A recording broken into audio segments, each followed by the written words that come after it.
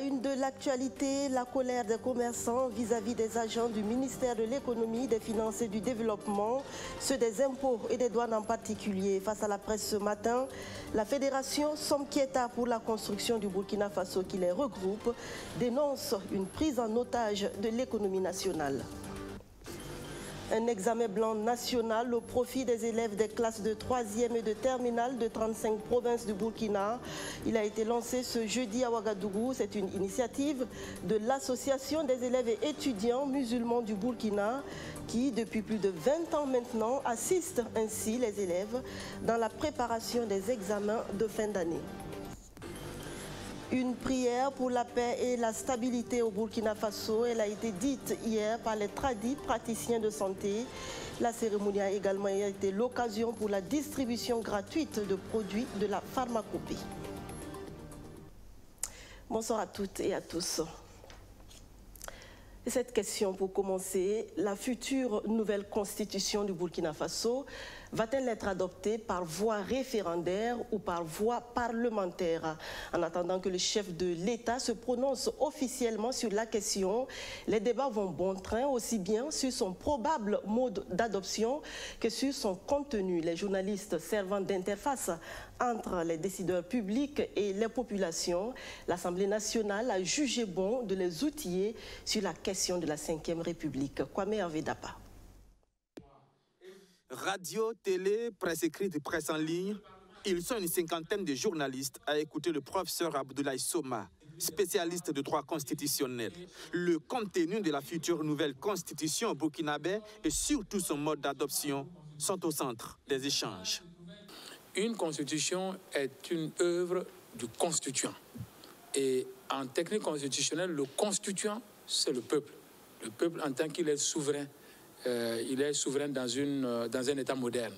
Donc, soit le peuple exerce cette souveraineté directement par voie de référendum pour adopter sa propre constitution, soit le peuple délègue cette souveraineté à un organe diversement appelé pour adopter la constitution. C'est pourquoi on peut voir... Dans le contexte de burkinabé, dira le formateur, le peuple n'a délégué sa souveraineté à aucun organe. L'adoption de la loi fondamentale devrait donc se faire par voie référendaire. Mais le référendum coûterait au bas mot 20 milliards de francs CFA et à cela s'ajoute la situation sécuritaire délétère. Alors, pourquoi ne pas laisser tout simplement le Parlement se charger du vote? C'est la création d'un précédent dangereux pour le Burkina Faso parce que si on permet à un chef d'État de faire passer une nouvelle constitution par voie parlementaire, il est évident qu'à l'expiration, lorsque le président de la République sera coincé dans les dispositions constitutionnelles, il peut simplement changer de République, faire une nouvelle constitution et la faire passer aussi en Assemblée, surtout s'il dispose de la majorité parlementaire. On finira ainsi par ce précédent à détruire la logique même de notre vivre ensemble. Voie parlementaire ou voie référendaire, les journalistes ont reçu quelques arguments de plus pour informer et pour conduire les débats. Le débat qui commence déjà entre eux. Le chef de l'État a décidé que l'adoption de la Constitution se fera par voie référendaire.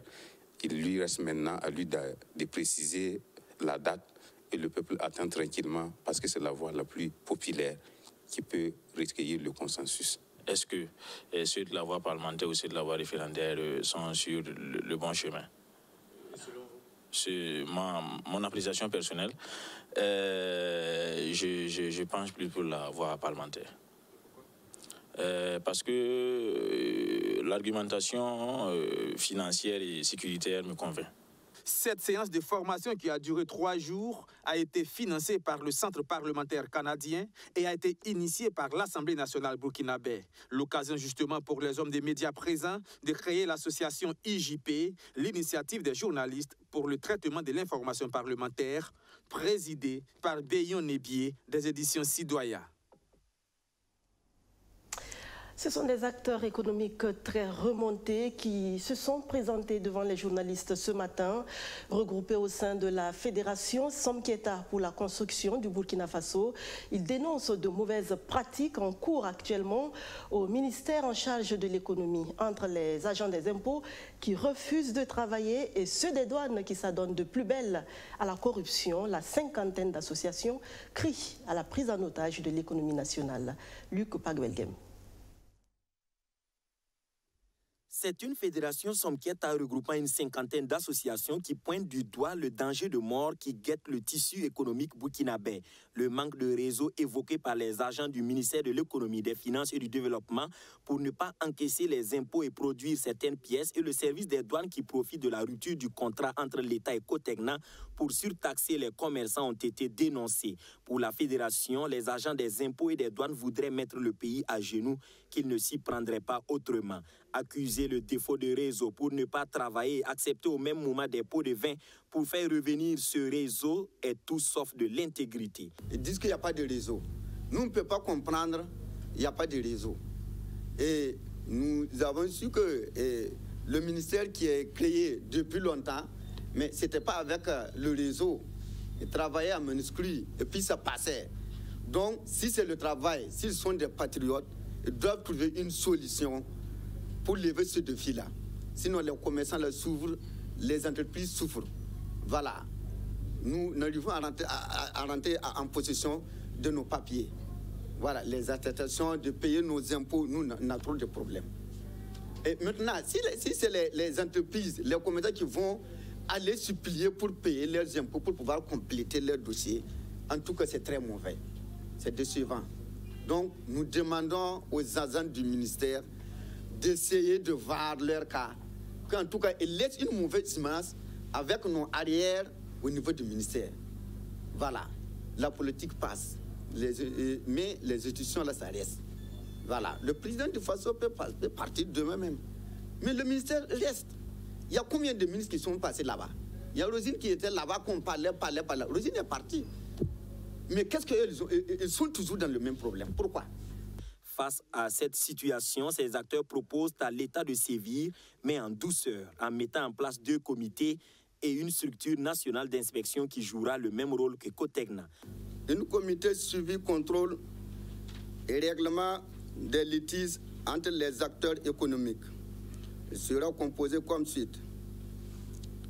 Les forces de défense et de sécurité, les agents de douane, les agents de la gendarmerie, les agents de la police, les syndicats et associations des commerçants, les transporteurs, des sociétés minières et industrielles, des agents de santé, de la commission de lutte contre la fraude, des transitaires, de lutte contre la drogue et des impôts, ainsi que les ONG.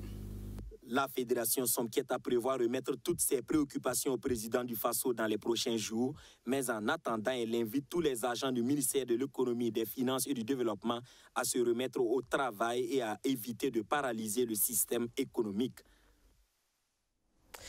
De quoi soulager les promoteurs de maquis et de bars des logiciels de gestion de stock conçus par Mass Distribution, une jeune entreprise innovante qui va à la conquête du marché burkinabé.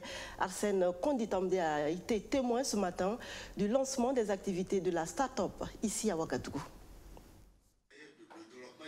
Mass Distribution est une PME émergente, innovante et viable selon ses bâtisseurs.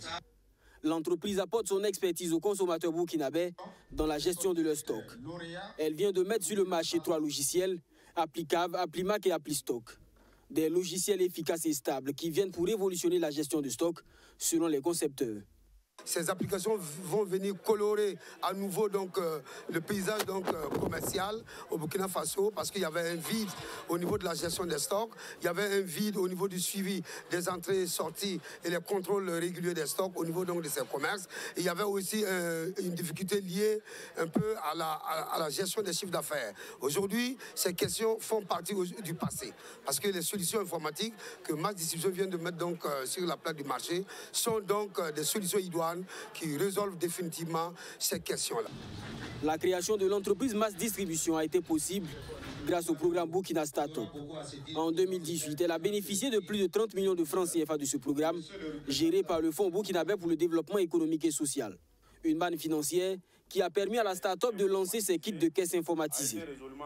Au regard du résultat, nous ne pouvons qu'être vraiment fiers et vraiment au nom du DG, nous allons lui souhaiter vraiment bon vent et que vraiment son entreprise prospère. En tout cas, tous les jeunes porteurs de projets qui croient en leur projet, de ne pas hésiter à postuler au programme Burkina Startup. C'est une réalité, vous voyez vous-même. Depuis le début de ces activités, que de chemin parcouru. Mass Distribution compte à ce jour une centaine de clients, dont 2 au Niger. Pour les utilisateurs des produits de la start-up, ces logiciels allient simplicité et efficacité. Au niveau de la vente, il y a la vente en ligne qui regroupe les achats directs qui viennent individuellement au niveau de la cave. Il y a la ligne des tournées, des camions qui font la tournée, la vente au niveau des différentes localités. Et ça nous permet vraiment de regrouper toutes ces ventes-là en un temps record sans difficulté et avoir des résultats vraiment très propres. Applicave, Applimac et Applistock, en plus de faciliter la gestion des stocks, prend en compte la gestion des salaires du personnel. 350 000 francs CFA, c'est la somme dont il faudra s'acquitter pour se procurer le kit de caisse informatisé. Un kit composé d'une application, d'un ordinateur, d'une imprimante et d'une clé de connexion. Plus de 5000 élèves de 35 provinces du Burkina prennent part à l'examen blanc national organisé par l'Association des élèves et étudiants musulmans du Burkina. Au menu de la première journée de composition ce 28 mars, les épreuves de philosophie, de mathématiques et de finance-comptabilité. Des élèves qui jaugent ainsi leur niveau à quelques semaines des examens de fin d'année. Alfred Thuy.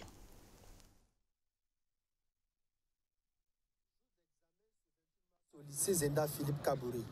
Il est 7h30 et les candidats sont déjà installés attendant le démarrage des épreuves. L'attente ne sera pas longue. À 8h, les examinateurs se présentent avec les épreuves dans des enveloppes scellées. Cet examen permettra aux élèves de la terminale A, D, G2 de la 3e de tester le niveau avant les examens de fin d'année. Bon, c'est une très bonne initiative parce que tout d'abord, ça nous permet vraiment de rentrer dans les conditions réelles de l'examen. Ça nous permet aussi de prendre conscience que l'examen approche à grands pas et qu'il faut vraiment se le saisir pour que nous soyons prêts de jouer ici. Pour le moment, en tout cas, ça va. Expliquez-nous pourquoi ça va. Bon, on vient de recevoir les sujets. On va essayer de faire de notre mieux. En tout cas, bon. On va essayer de voir ce qu'on pourra faire. À l'instar des candidats de Ouagadougou, ils sont plus de 5000 élèves dans 35 provinces à prendre part à cet examen blanc. Il est organisé par l'AEMD, l'Association des élèves et étudiants musulmans du Burkina. Blanc, c'est que ça puisse bien être organisé et de telle sorte que ceux qui auront la chance de participer puissent avoir au moins une idée de leur niveau afin de se préparer pour vraiment combler les lacunes qu'ils vont constater durant cet examen blanc qui reste une évaluation pour vraiment mesurer le niveau réel que ces candidats ont actuellement. Les épreuves se déroulent du 28 au 31 mars. Ils prennent part tous les élèves du Burkina sans aucune discrimination. Les résultats sont prévus pour le 15 avril prochain. Et pour une formation de qualité de l'élite burkinabé, la Fondation Orange s'engage. Elle va financer la construction de lycées scientifiques dans les 13 régions du Burkina. Celui d'Aobassin va ouvrir ses portes à la rentrée prochaine. Le démarrage des travaux de construction est intervenu il y a tout juste une semaine. Sotouo Justin Dabiri. C'est à Dassalami, village situé à une quinzaine de kilomètres de Bobo-Dioulasso, que sera construit le tout premier lycée scientifique régional d'excellence au profit de la région des Hauts-Bassins. D'un coût global de 542 128 528 francs CFA, le lycée scientifique des Hauts-Bassins sera bâti sur un terrain d'une superficie de 3,5 hectares. Il sera composé d'un bloc administratif, 4 blocs de salles de classe, une salle informatique, un laboratoire, une infirmerie, un réfectoire et des terrains sportifs. Ce lycée vient contribuer à la formation des élèves dans les matières scientifiques. Nous offrirons des bourses à une quarantaine d'étudiants sur les 5 ans qui viennent, de manière à leur permettre de se former à ces métiers du numérique. Les bourses que nous donnons peuvent servir aux étudiants du Burkina pour se former au Burkina ou dans d'autres pays, notamment en France. Avec un effectif de 35 élèves par classe, le lycée scientifique régional des Hauts-Bassins comprendra uniquement la série C, de la seconde C à la terminale C. La première promotion de ce lycée scientifique régional est attendue dès la rentrée scolaire 2019-2020. Et le ministre en charge de l'Éducation nationale de rassurer la Fondation Orange qu'il mettra tout en œuvre pour que des enseignants de qualité soient mis à la disposition de ce lycée. Pour la Fondation Orange Burkina, la construction de ce lycée scientifique répond à un besoin de formation de qualité de l'élite burkinabé afin de répondre aux attentes du monde actuel.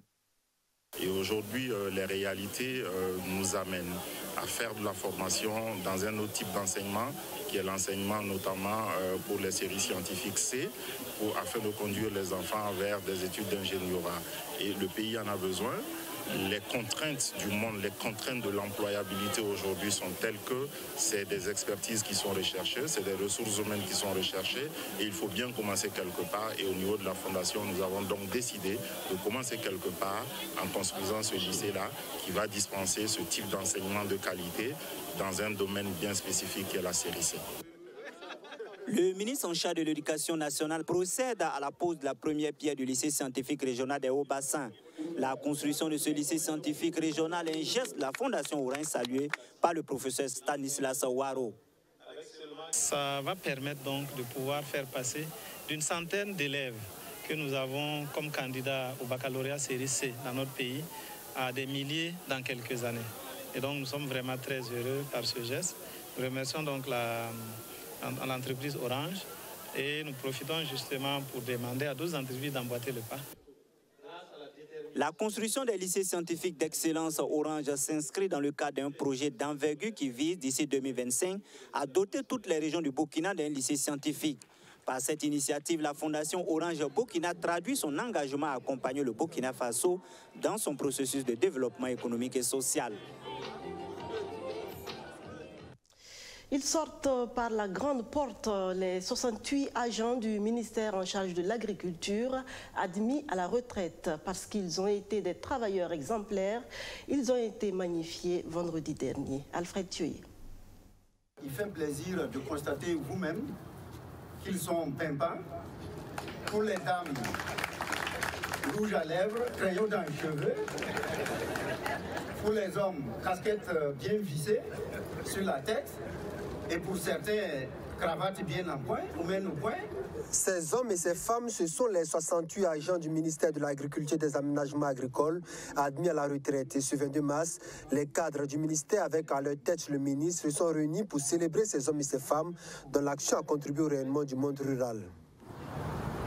La sortie d'une administration par la retraite est un privilège que malheureusement tout le monde n'a pas la chance, disons plutôt la grâce de voir. C'est ainsi que je considère comme des privilégiés qui aujourd'hui bénéficient des repos bien hérités après une longue carrière professionnelle bien remplie. En cette cérémonie de revoir et de magnificence, je m'en voudrais de ne pas m'appesantir sur vos mérites professionnels. En effet, vous êtes appelés à prendre congé de votre seconde famille. Et cela après de longues années de dur labeur ayant contribué au rayonnement du monde rural à travers la partition que vous avez su apporter. Cette cérémonie de revoir organisée par le ministère la preuve, selon les admis à la retraite, d'une collaboration réussie entre personnels, ce qui leur aura permis d'accomplir leurs tâches avec dévouement et conscience professionnelle. Nous avons partagé des moments inédits de convivialité, mais aussi d'angoisse et souvent de pression à la hauteur des ambitions du ministère en charge de l'agriculture, un pilier essentiel du développement de notre pays. Ce fut une expérience à la fois exaltante et enrichissante pour chacun de nous, aujourd'hui jeunes retraités. C'est donc avec le sentiment d'un devoir accompli que ces 53 hommes et 15 femmes prennent congé de leurs désormais ex-collaborateurs. Ils s'en vont, les esprits marqués par de beaux souvenirs. Distingués également pour leur ardeur au travail, 20 bouchers et charcutiers de la capitale burkinabé. C'est la société de gestion de l'abattoir frigorifique de Ouagadougou qui veut créer une saine émulation dans ce secteur. Une cérémonie de récompense a eu lieu samedi dernier. Kwame Hervé Dapa. Abetiga Pascal est un boucher chevillard des ports qui officie à l'abattoir frigorifique de Ouagadougou. En 2018, il a abattu 2986 porcs, soit 9 par jour, au lieu de la moyenne de 3 porcs abattus par jour au moins, exigée par la réglementation. Une performance qui lui vaut cette récompense que lui décerne la SOGEAO, la société de gestion de l'abattoir frigorifique de Ouagadougou. Bon, ça représente vraiment une reconnaissance de la part de l'abattoir envers nous. Mais le travail vraiment est dur. Des difficultés que ressentent les 20 bouchers distingués pour leur aide au travail, mais aussi pour l'ensemble des bouchers et charcutiers de la SOGEAO. Il s'avère que nous ne pouvons plus avoir assez d'animaux pour les convoyer ici, parce qu'il y a trop d'abattoirs clandestins dans le pays. Les abattoirs clandestins et leur corollaire de risques pour les consommateurs, contre lesquels les responsables de la SOGEAO comptent lutter. Oui, c'est une pratique interdite. Ce n'est pas normal d'abattre de façon clandestine. Et également, il n'est pas normal d'abattre un animal hors du territoire de Ouagadougou pour le vendre à Ouagadougou, ce qu'on appelle la viande foraine. Et donc, ce sont des pratiques que nous voulons éliminer, mais tout en utilisant une approche et une démarche, parce que c'est quand même beaucoup d'acteurs qui évoluent dans le domaine. Donc, il faut atteindre un nombre critique d'acteurs qui respectent la réglementation avant d'aller vers des activités de sévices, de répression, etc. Outre les abattoirs clandestins, l'autre défi majeur pour l'abattoir frigorifique de Ouagadougou, ce sont les conditions de transport de la viande.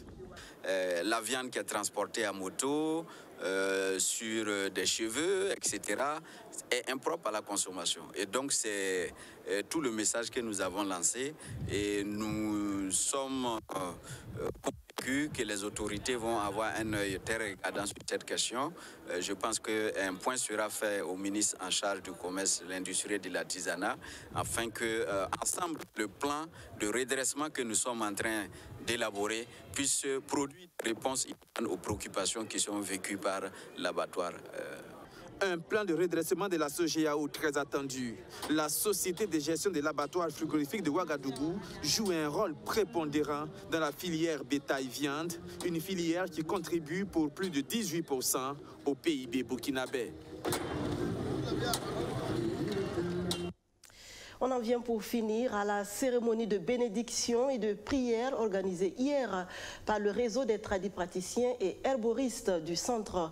Il s'est agi pour ses membres d'implorer les manes des ancêtres et le recours de Dieu pour la paix, la quiétude et la sécurité au Burkina Faso. Alexis Belemnaba, Rémi Lambert-Nébier. Dans un processus de recherche et de consolidation de la paix, aucun apport n'est du trop. Rassemblés en ce 27 mars dans la capitale, les tradipraticiens venus de toutes les régions du pays conjuguent leurs efforts pour un Burkina stable et paisible. La parole, c'est leur pouvoir, et ce pouvoir, ils veulent l'utiliser pour exorciser le pays en proie à un mal pernicieux. Nous, on soigne à l'aide des prières et à l'aide de ce que Dieu nous a donné. Ce que Dieu a donné là, c'est le langage. C'est le même langage qu'on prend pour récolter des plantes, pour pouvoir soigner. Pourquoi ne pas prendre ce langage-là pour exhorter à Dieu, pour qu'il nous sauve de ce qui est sur nous, que nous ne connaissons pas d'où ça vient. Voilà pourquoi j'ai pris l'initiative de faire cette prière-là, notre langage-là, pour demander à Dieu de nous exhorter du mal qui vient, qu'on ne sait pas d'où ça vient et pourquoi ça vient. La parole pour guérir, mais aussi pour interpeller. Les tradipraticiens ont donc lancé un appel à l'union de tous les Burkinabés. Que tu sois appelé Bobo, Samo, Djoula, Moshi, Lobi, Dissa, nous sommes tous les fils du Burkina Faso. Nous n'avons pas besoin de répondre aux provocations. Alors pour cela, je lance toujours l'appel à l'ensemble des Dozo. C'est pour ne pas répondre aux provocations. Parce que nous avons des ennemis qui cherchent à nous mélanger, qui veulent créer des problèmes au sein même de notre communauté africaine et burkinabé. Le Burkina Faso, c'est un pays de paix. Je profite également de lancer un message. Et quand on parle au chien, il faut parler à l'os. Quand on parle au margouillat, il faut parler à l'arbre.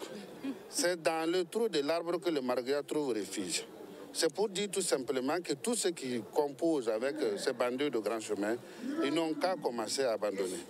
Parce que quand le peuple burkinabé va se lever pour lapider ces marguerites, je crois que l'arbre aussi aura sa part.